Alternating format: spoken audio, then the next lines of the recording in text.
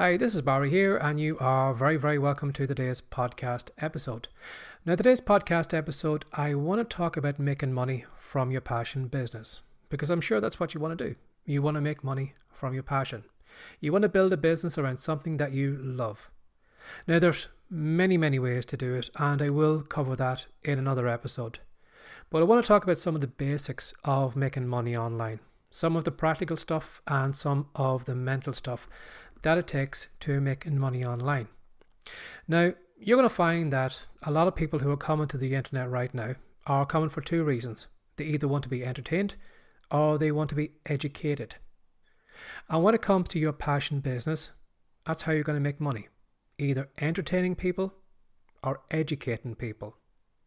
Now, if you've listened to the podcast a couple episodes back, I had mentioned that the best way to make money from a passion is to find a passion that you have and then find a group of people who've got a problem and then find an intersect between you and that group of people. Because it's all good and well having a passion business, but if it's not entertaining or educating anyone, it's not going to make you any money. Because we all have this little mantra in our head, which is, what's in it for me? And while you may be happy making videos, writing, talking about your passion business every single day, if it's of no interest to us, well then we're just going to go our separate ways. There's no crossover with cash. So what you need to find is you need to find a crossover. Now you might find that maybe your passion business right now doesn't have really much of a crossover. So you may have to take maybe a couple of side steps to find a passion that is closely linked to a group of people. And as I said, you need to find an intersect point. Now, the reason I'm talking about intersect points is, while it's one way of making money with your passion is entertaining people, you will find if you're looking to make more money, you need to find a group of people who've got a problem and who are willing to pay for that problem to get rid of it. Because you're going to find that people will pay a lot of money to get rid of a problem once and for all. You know, even in your own case, think of your health, think of your family, think of something that's really frustrating you right now. Now, a really strong problem that you have, imagine somebody could just knock on your door right now, hand you the solution to that problem, and then that problem you have is gone forever. Now, depending on how big of a problem that is for you, how much it's holding you back health-wise or money-wise or family-wise, I'm sure you'd pay a lot of money to get rid of that problem once and for all. And that's what you need to do. You need to take your head out of your business and you need to put yourself in this group of people's minds instead. What are the problems that they have? And as I said, entertaining is all good and well. You know, you can make money online entertaining people. You know, if you find that maybe the thing that you are happy about, that you love talking about, say for example, maybe you just collect those, plastic Star Wars characters and, your house is filled with them. They're all in plastic boxes. You have them all kind of on shelves and, you know the best ones to buy and what to watch out for and, the best prices and all those things and how to collect them and all those different things about those characters. You can talk about that all the time. You can write blog posts about it. You can make videos about it and you can entertain people. And you can guarantee if, people have that love that you have, well, they're going to go over, they're going to watch your content and they'll probably follow you. And you would be able to make money with that. Now you might be thinking, well, how the hell do I make money from those characters? Well, you can find that if you build an audience on a social media platform, or if you have a lot of people coming to your blog or your YouTube channel, you're going to find that there's a lot of ways that you can actually monetize those platforms so that the more blog posts that are read, the more videos that are watched, you are actually making money on advertisements or products that you are selling on those platforms to those people. So you can make money entertaining people. So don't dismiss that maybe whatever your passion business is right now isn't actually solving problems. Think to yourself, well, if I'm not going to educate them, what about entertaining them? How about, showing them, well, this is what my life is like with these Star Wars characters and, this is how much money I've made selling this rare character or whatever. Things like that can educate people and get them to follow you. You can have your own TV show about that. But my preference is actually going for pain points, because people will pay more to have their pain taken away. So again, if you maybe get a piece of paper right now and actually write down your passion, and then maybe just draw 2 hours below it, one for entertain and one for educate. And think to yourself then, which is the best route for me to go down? Will I be solving problems, or will I be entertaining people?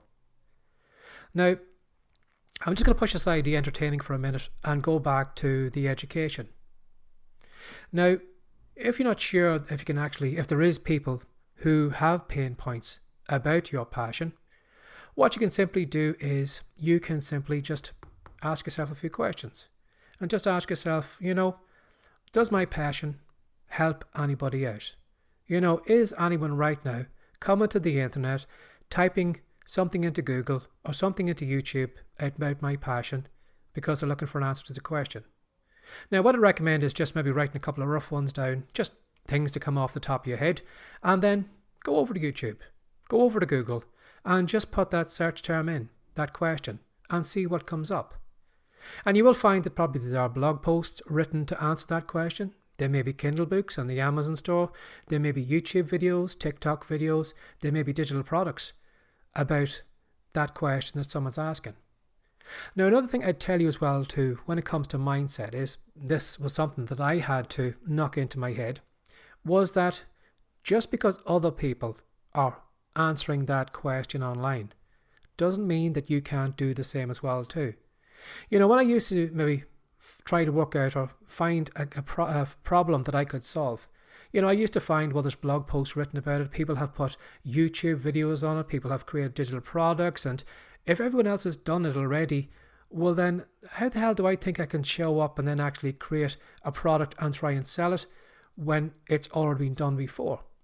And you could be thinking that as well too, that when you go over to YouTube or whatever platform with that question, you find other people are answering it, you're thinking, well, it's already been done, so how can I come along and actually make money from it? Now, if that's what you're thinking, I'm going to let you know what you should be thinking, because this was something that I had to realize, and that was your solution to that problem is going to be your solution. Now, what I mean by that is, say for example, you and I were experts on making videos. Now, you may be a far better expert than me, but just say for example that you and I are experts on making videos. And you and I are thinking of creating a digital product for beginners who've never created videos before. So even though you and I could start off with the same type of questions, we could maybe say, well, these are the things I'm covering in my digital product. What is the best phone to buy? What's the best tripod? What's the best microphone? What's the best lighting? What tips, tricks, what do I need to watch out for? Now, we could all start off with the same questions, the exact same questions. But I'll answer that question in a different way from my experience. You will answer those questions in a different way from your experience. You're going to say to your audience, well, you should get this phone because I got this phone and it was brilliant. But I could say, I think you should get this phone because I got this phone and I thought it was brilliant. Or this is the microphone that I use and I would never change it. Whereas you could answer the same question about a different microphone that you would never change. So the way you're going to answer those questions is going to be through your experience and your perspective, which means that you are entitled to go on the internet as well too and sell your perspective, your answer to that question, just like anyone else does. So you're not going to be a copycat. You're actually going to bring a new perspective to that audience. And you're probably going to mention things that were never mentioned before in digital products, maybe tips and tricks that no one else is talking about. And that's because you're seeing it from your point of view. Again, as I said, it took me a while to knock that into my head because I said to myself, well, everybody's already talking about this. Everybody's already solving that problem. So how can I come and set up my little stall and say, here, buy from me when it was already done before? But what I'm doing is I'm selling it from my perspective. Now, again, too, when it comes to answering questions, maybe you're thinking to yourself, okay, this is me, but I don't know where this audience is. I don't know, who are they? Where's the crossover? Another easy way of actually finding your audience is looking behind you. Because for a lot of us, when we actually create digital products, sometimes you're going to find it's for the younger version of you.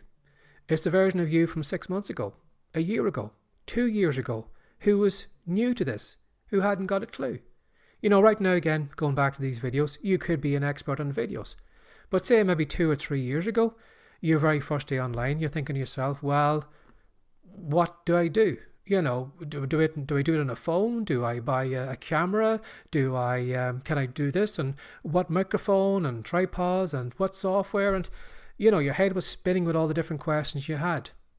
So what you simply do is, right now, you just put yourself mentally back in the younger version of you, and then you just simply write down the questions that you had when you were starting off. And then what you can do again is just go to YouTube, just go to Google, and then type in that question and see how other people are answering it. And as you're looking at the search results, have a look at some of the products that people are selling. And that'll give you an idea of what you possibly could be doing as well. That if somebody is actually selling to an audience, there's no reason why you can't sell to that audience as well too. If you find that maybe you do a search on Google and nothing comes up, or nobody is selling on that topic, well, if nobody's selling on that topic, you can probably be guaranteed that there's no money on that topic.